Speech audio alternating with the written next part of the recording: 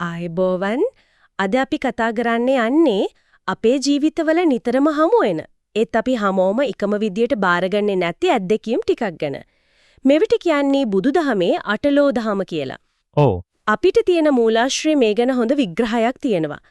අපි බලමු මේ ලෝක දහමට මොනවද සහ මිනිස්සු මේවට මූණ දෙන විදිහේ තියෙන වෙනස මොකක්ද කියලා මේ මූලාශ්‍රයනෝ තේරුම් ගන්න.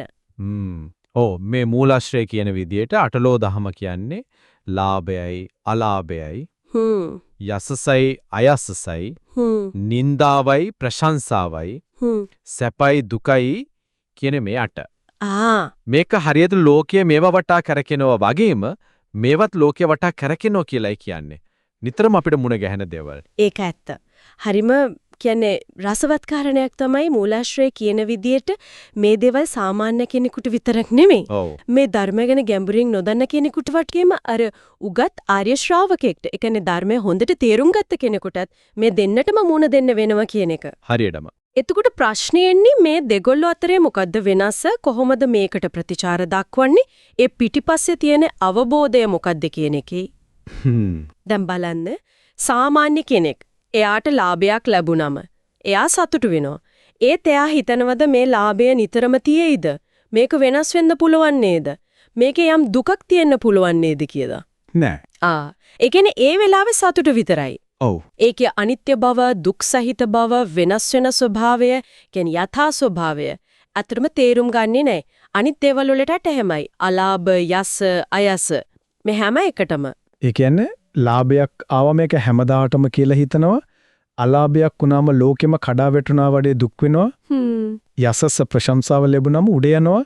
අයසස නින්දාවම එහෙමම වැටෙනවා. ඒ කිසිම දෙයක තියෙන අර తాවකාලික බවක්වත් වෙනස් වෙන ගතියක්වත් එහෙම එකක් ගැන සිහියක් නැහැ. හරියටම මූලාශ්‍රය කියන්නේ ඒකමයි. ඒකේ ප්‍රතිඵලය තමයි ඒ අයගේ හිත, මනස සම්පූර්ණයෙන්ම මේ ලාභාලාභ, යසායස මේ අටලෝ දහමින්ම පිරිලා වෙලිලා යනවා. පිරිලා යනවා. ඔව්. එතකොට යාලා ලාභයට, යසසට, ප්‍රශංසාවට, සැපට හරි කැමති. ඇලෙනවා. මූලාශ්‍රයකට කියන්නේ අනුන්නයනියත් කියලා. අනුන්නයනය ඇලීම. ඇලීම කැමති වීම. අනිත් පැත්තට අලාභයට, අයසසට, නින්දාවට, දුකට හරිම අකමැති. ඒකට විරුද්ධ වෙනවා, ගැටෙනවා. ඒකට කියනවා ප්‍රතිඝාතය කියලා. ප්‍රතිඝාතය, ගැටීම. ඉතින් මේ විදියට දෙකටම ඇලෙමින් ගැටෙමින් ඉන්න එකේ අවසාන ප්‍රතිඵලය මොකක්ද එතකොට? අවසාන ප්‍රතිඵලය තමයි දුක. සසර දුකෙන් නිදහස් වෙන්න බෑ. මේ ඇලීමයි ගැටීමයි නිසාම, කියන්නේ අනුන්නයනයයි ප්‍රතිඝාතයයි නිසාම එයා අර ඉපදීම, ජරාව, මරණය, ශෝකය, වැළපීම, කායික දුක, මානසික දුක, කනගාටුව මේ ඔක්කොමෙන් මේ දුක්ඛදාමයෙන් මිදෙන්නේ නැහැ. ඒ කියන්නේ ඒ චක්‍රයෙන් ගැලවෙන්න බෑ. බෑ. මොකද දෙයක් අනිත්‍යයි, විනාශ වෙනවා කියලා දන්නේ නැතිකොට ඒක තියෙනකොට තදිනල්ල ගන්නවා, නැති වුණාම දරා ගන්න බැරුව කම්පා වෙනවා. මේ නොදැනුවත්කම, මේ අවිද්‍යාව තමයි දුකට මුල. පැහැදිලි. එතකොට අපි මුලින් කතා කරපු උගත් ආර්ය ශ්‍රාවකයා. එයා කොහොමද මේ தත්වෙන් වෙනස් වෙන්නේ? එයාටත් මේ අටලෝ දහම එනවනේ. ඔව්. එනවා. වෙනස තියෙන්නේ මෙන්න මෙතනයි. උගත් ශ්‍රාවකයා එයාට ලාභයක්, අලාභයක්, නින්දාවක්, ප්‍රශංසාවක් ආවම එයා දන්නවා මේ දේවල් වල ඇත්ත ස්වභාවය. අර අනිත්‍ය, දුක්ඛ, විපරිණාමී කියන ස්වභාවය. හරියටම. එයා ඒක දන්නවා. ඒ නිසා ලාභයක් ආව කියලා උඩ පනින්නෙත් නැහැ. අලාභයක් ආව කියලා කම්පා වෙලා වැටෙන්නෙත් නැහැ. එයාලා මේ ලෝක දහම එනකොට ඒ අත්දැකීම පාවිච්චි කරනවා තමන්ගේ ප්‍රඥාව, තමන්ගේ අවබෝධය තව තවත් තහවුරු කරගන්න.